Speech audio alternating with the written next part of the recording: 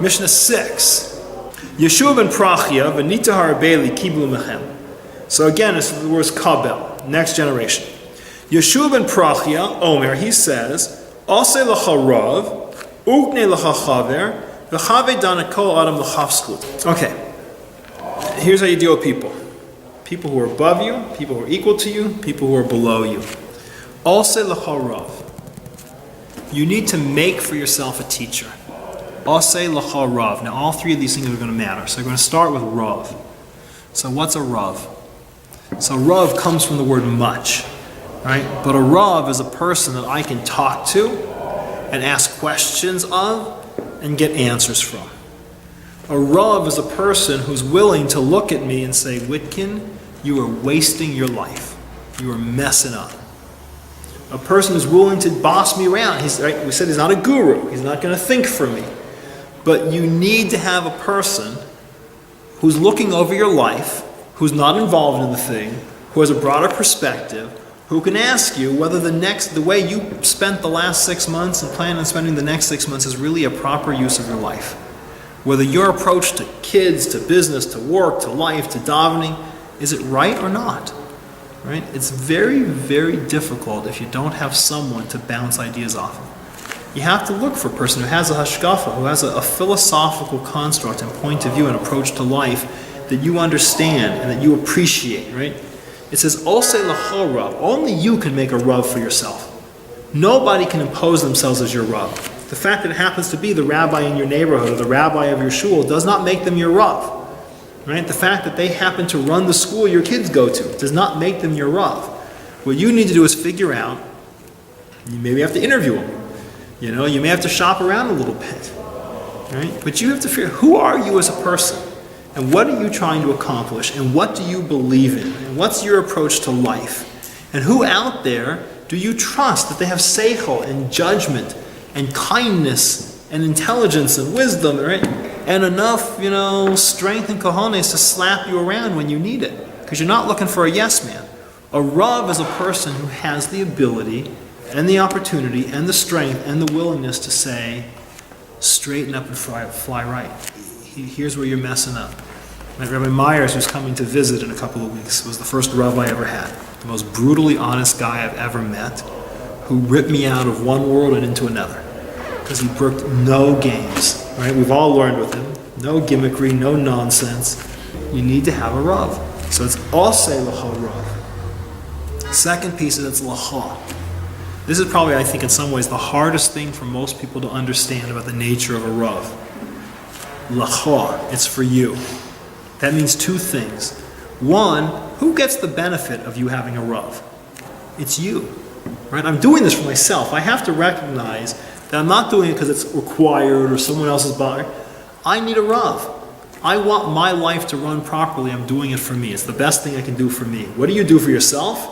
You get yourself a Rav, a mentor, an advisor, a grown-up. Right, a coach. But you see all life coaches and mentors and business mentors. It's a Rav. L'cha, but the hardest part for people to get is that it's for you, not for anybody else. Most people say, how often do you hear, my Rav says you can't do that, you can't do that. Right? People who I want you to do it my way. If my Rav says that's how it has to be done, that's how it has to be done. My Rav is for me. The answers that he's going to give you might be different. The answers that someone else's Rav is going to give them are going to be different.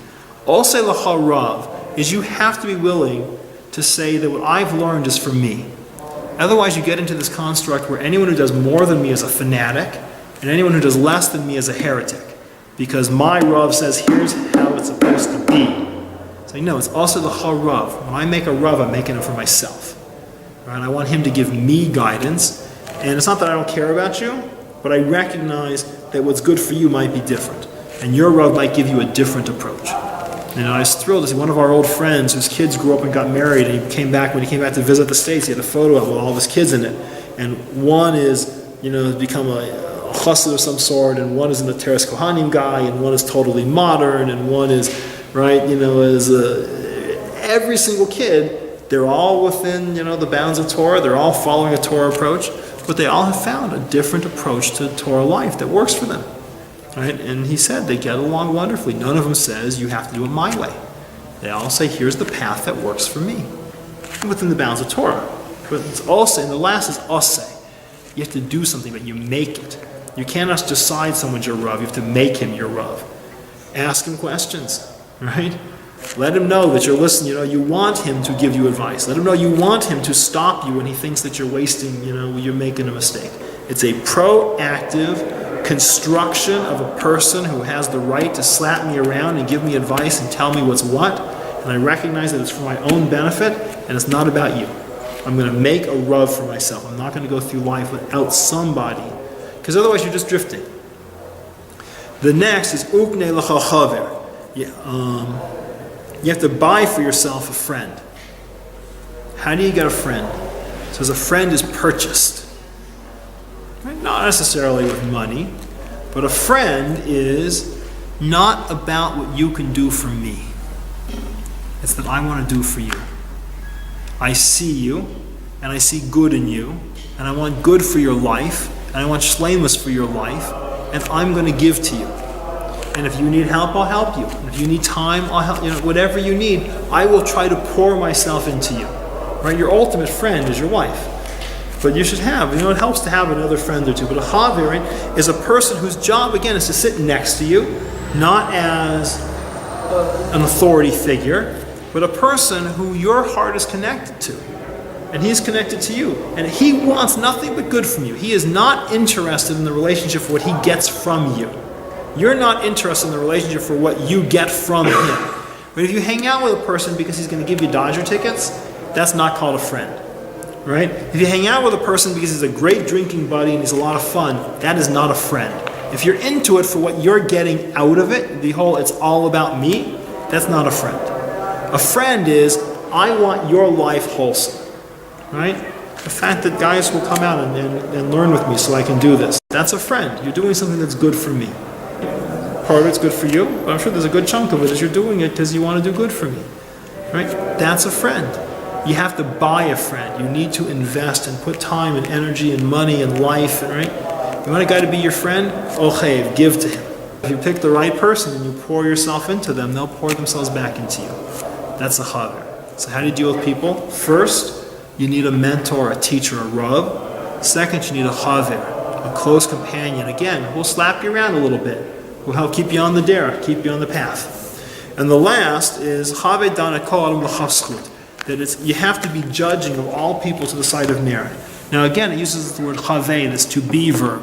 It doesn't just say judge. It says be judging, meaning it's a constant state.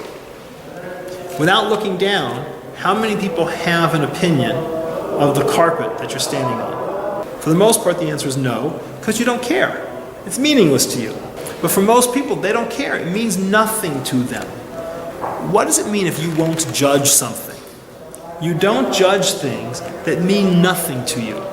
They're below your notice. They're irrelevant. It's pointless. I've got no interest in it. There's no reason to judge it. What do you judge? Judging means I look at you and try to understand you and come to a conclusion about you, which means you're important to me. You are not allowed to look at human beings and dismiss them as meaningless. It's Chavei Dan. I have to judge you. I'm supposed to look at you and see, because you are not background noise. You're not a tree, right? You're not a squirrel. You are a human being, right? You're a person in my life. I have to look at you and judge you. Judging you means try to understand you. Try to come to some sort of conclusion as to who you are or what you're about. Right? Because then I understand how to interact with you and how to react to you and how to move forward. It may be that I'm just judging you on your driving skill, But he says, Chavei Dan, you should be in a constant state that when you meet people, you're trying to understand them. And it says, L'chafschut, to the side of merit. That I'm looking for the good in you. I'm not always looking for what's bad. I'm giving you the benefit of the doubt. However it's going to be, I'm looking for where you're good. And it's kol ha'adam, the whole person. I'm not just looking at the one little sliver of where you bother me. Right? As often as not, the guy who does something to annoy you, you define their whole existence around that aspect that annoys you. Your neighbor who's loud, you reduce his life to, that's the loud neighbor. You're selfish, the selfish person, his whole life is reduced to this meme of he's a selfish person. There's a lot more to them. He's the pushy guy. He's the loud guy. It's not what it's about. He's a human being. Kol ha'adam. You got to try to look at a broader scope. So here's how you deal with people. You have to find a teacher, a rav, a mentor. You have to find a friend and invest in them. Pour yourself into them. And every person that you meet, you need to judge. But you judge favorably. That your job is to look at people and find good in them and see good in them.